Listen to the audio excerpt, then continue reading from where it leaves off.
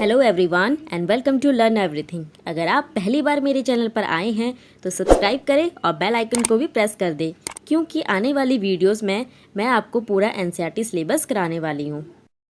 तो आज की इस वीडियो में मैं आपके लिए लेकर आई हूँ क्लास 6 की book a pact with the sun का second chapter the friendly mongoose को। तो चलिए बिना वक्त गवाए हम इस चैप्टर को पढ़ते हैं। एक बार एक किसान अपनी पत्नी और अपने एक छोटे से लड़के के साथ गांव में रहता था और वो दोनों पति पत्नी अपने बच्चे को बहुत प्यार करते थे। एक दिन किसान अपनी पत्नी से कहता है कि हमारे पास एक पेट होना चाहिए, यानी कि पालतू जानवर होना चाहिए, और जब हमारा बेटा बड़ा होगा तो तब उसको एक साथी की ज़रूरत होगी और ये जो पेट होगा वो हमारे बेटे का साथी बनेगा। उसकी पत्नी को उसका ये आइडिया बहुत पसंद आता है। एक शाम किसान अपने साथ एक छोटा सा मॉन्गूस यानी कि नेवले को लेकर आता है और ये एक बेबी मॉन्गूस था। उसकी पत्नी कहती है कि ये तो बहुत छोटा नेवला है, लेकिन जल्द ही ये बड़ा हो जाएगा और ये हमारे बेटे का दोस्त बनेगा। अब धीरे धीरे जो बच्चा था और जो नेवला था वो दोनों बड़े होने लगे।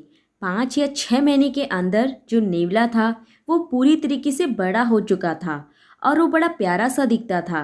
उसकी 2 चमकदार छोटी छोटी आंखें थी और एक खूब घनी सी पूंछ थी। और जो किसान का बच्चा था वो अभी भी छोटा सा बच्चा था, जो कि पालने में रहता था, सोता था और रोता भी था। एक दिन किसान की पत्नी बाजार जाना चाहती थी। वो अपने बच्चे को खिलाती है और उसको उसके छोटे से पालने में सुला देती है। फिर वो अपनी टोकरी को उठाते हुए अपने पति से कहती है कि मैं बाजार जा रही हूँ, बच्चा जो है वो सो रहा है तो तुम उसका ध्यान रखना।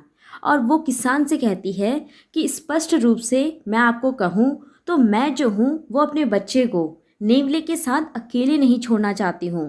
तो किसान कहता है कि तुम्हें डरने की ज़रूरत नहीं है, नेवला जो है वो एक फ्रेंडली जानवर है और वो उतना ही प्यारा है जितना कि हमारा बच्चा, और तुम जानती हो कि वो बेस्ट फ्रेंड्स हैं। इसके बाद किसान की पत्नी चले जाती है और जो किसान होता है उसके पास करने के लिए कुछ भी काम नहीं होता, तो वो फैसला करता है बाहर जाने का अपने खेतों पर, जो कि ज़्यादा दूरी पर नहीं थे। लेकिन जब वो रास्ते में आ रहा था तो वो अपने कुछ दोस्तों से मिलता है, जिस वजह से वो घर समय पर नहीं आ पाता और उसको घर आने में देरी हो जाती है। किसान की पत्नी अपनी खरीदारी कर लेती है और घर पर सामान की पूरी टोकरी को भर लाती है और वो देखती है कि नेवला जो है वो बाहर बैठा हुआ था और ऐसा लग रहा था कि जैसे वो उसके लिए इंतजार कर रहा हो।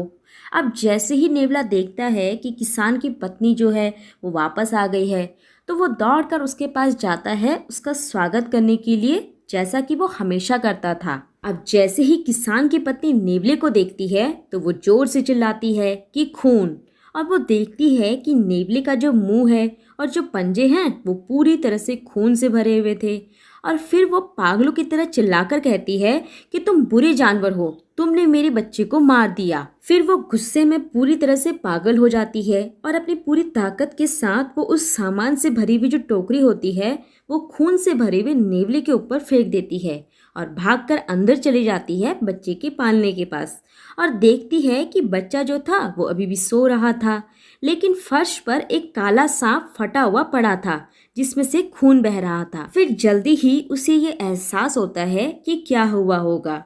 फिर वो जो है नेवले को देखने के लिए बाहर दौड़ती है और नेवले को छूते हुए चिल्लाकर कहती है कि तुमने मेरे बच्चे की जिंदगी बचाई और तुमने उस सांप को मार डाला, पर मैंने क्या कर डाला।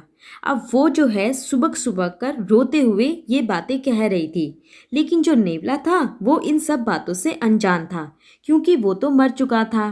तो अब जो किसान की पत्नी थी जिसने जल्दबाजी में ये सब किया था, वो नेवले की तरफ टकटकी लगाकर देख रही थी।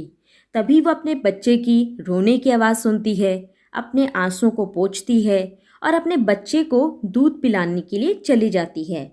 तो इस कहानी से हमें क्या पता चलता है कि हमें कभी भी कोई भी काम जल्दबाजी में नहीं करना चाहिए। तो इसी के साथ ये स्टोरी समाप्त होती है। धन्यवाद।